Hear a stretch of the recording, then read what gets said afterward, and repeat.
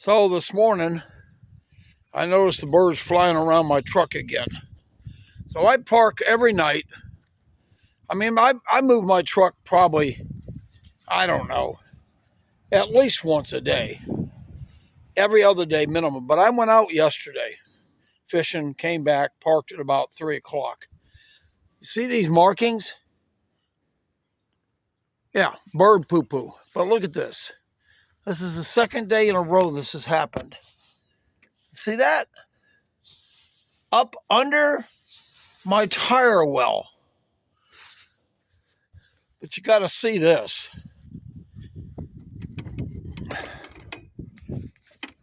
Sorry, folks, had to lift the hood. Look at this. Can you believe this? That's in one morning.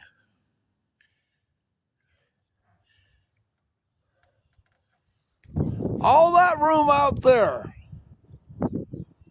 And what do they got to do? They got to build a nest inside my truck. Starlings.